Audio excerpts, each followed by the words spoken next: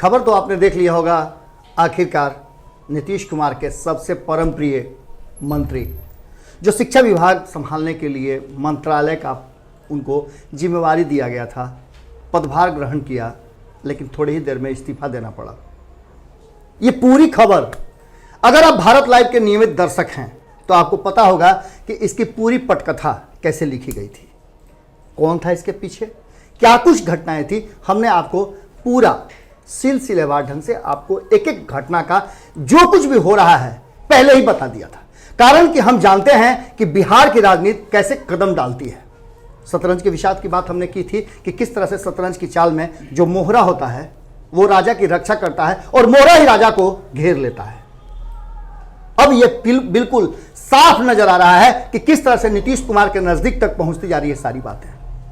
भ्रष्टाचार पर zero tolerance कहने वाले नीतीश कुमार ने आखिर मेवालाल को क्यों मंत्री बनाया, और वो भी विभाग दिया शिक्षा का, जिस विभाग से उनका बहुत पुराना नाता था, जिसके भ्रष्टाचार के उन पर कई आरोप मढ़े गए थे।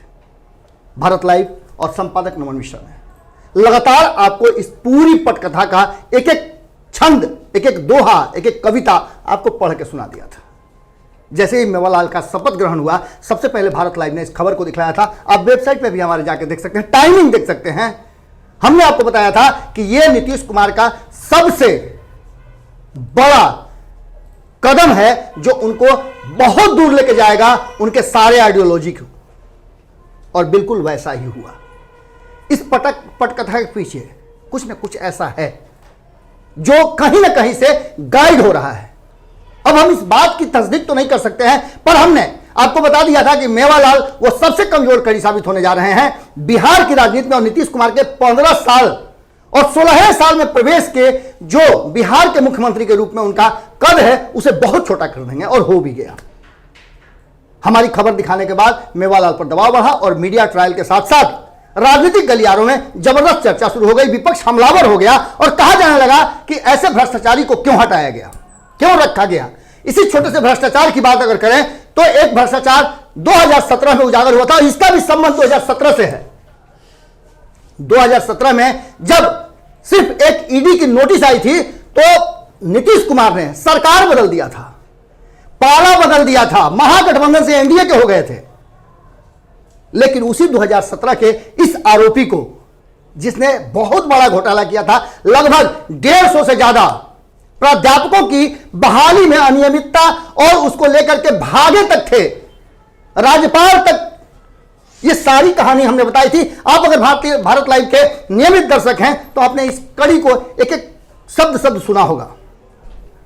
सुशील मोदी पूरी सबूत के साथ गए थे, राज्यपाल रामनाथ कोविंद तक थे बिहार के, और उनके पास गए थे। उन्होंने साफ तौर पे कहा था कि इस आरोपी को जल्दी हटाइए, नहीं तो बदनाम हो रहा है बिहार। शिक्षा तो पहले ही खत्म हो गया है, फिर उन्हें शिक्षा मंत्री बनाया गया। हमने आपको यह भी बताया था कि उन्हें इस्तीफा देना होगा। एक नाटक रचा गया, उन्होंने अपना पद ज्वाइन किया और उसके बाद से इस्तीफा देते हैं कि नाटक हुआ।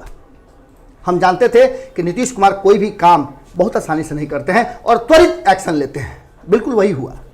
लेकिन इसके पीछे की पटकथा हमने आपको एक और बताई थी कि अगर मेवालाल का इस्तीफा होता है, जो कि एक दिन पहले पूर्व संपादक नमन मिश्रा जी ने रातों रात में यह बात कह दी थी कि इन्हें तो इस्तीफा देना होगा, क्योंकि इनके भ्रष्टाचार का जो घड़ा है इतना भरा हुआ है कि अब उसमें जरा भी जगह नहीं है, इसलिए इस घड़े को फूटना है। और आखिर घड़ा फूट गया। 12:30 बजे पदभार ग्रहण करते हैं और 3 बजे से पहले उनका इस्तीफा हो जाता है। 2 से ढाई घंटे में ये पूरी नौटंकी रची जाती है। हमने उस समय भी आपको बता दिया था। जैसे इस्तीफा हुआ, सबसे पहले भारत लाइव ने दिखाया कि इस्तीफा हो गया है और यह पद कौन ग्रहण करेगा। नाम आया अशोक चौधरी का। अशोक चौधरी आपको पता है 2017 में शिक्षा मंत्री थे। हम कड़ियां नहीं जोड़ रहे हैं, हम सिर्फ यही बता रहे हैं कि जब अशोक चौधरी शिक्षा मंत्री थे तब इन पर आरोप लगा था, और फिर ये जब शिक्षा मंत्री बने तो इनके उस पद को अशोक चौधरी तक शिफ्ट किया गया है।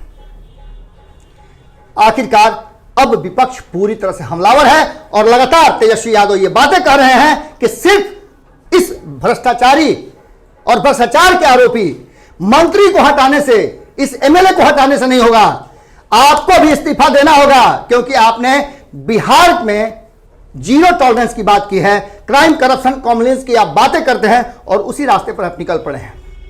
अगर आप में जरा सा भी नैतिकता बची हो, अंतरात्मा की आवाज उठ रही हो, तो मौका है आपके पास 2017 की तरह अभी इस्तीफा दीजिए और सरकार से अपने आप को अलग कर लीजिए, प्रतिष्ठा बच जाएगी। अभी बहुत कुछ बाकी है। 23 तारीख से विधानसभा का सत्र होना है, देखना होगा कि क्या कुछ होता है और किस तरह से विपक्ष नीतीश कुमार का राह मुश्किल करता है।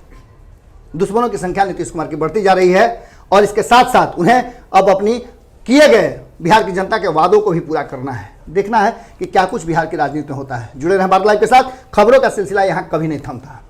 नमस्कार। अगर ये वीडियो पसंद आई और वह बिहार के राजनीति और बिहारियत से सरोकार रखेनी तो सब्सक्राइब बटन दबा के चैनल के सब्सक्राइब कर ली। ओजे एगो घंटी बा, ओकरा बटन दबा देला से कुल सटीक और मारक खबर रुआ मुफ्त में मिल जाई।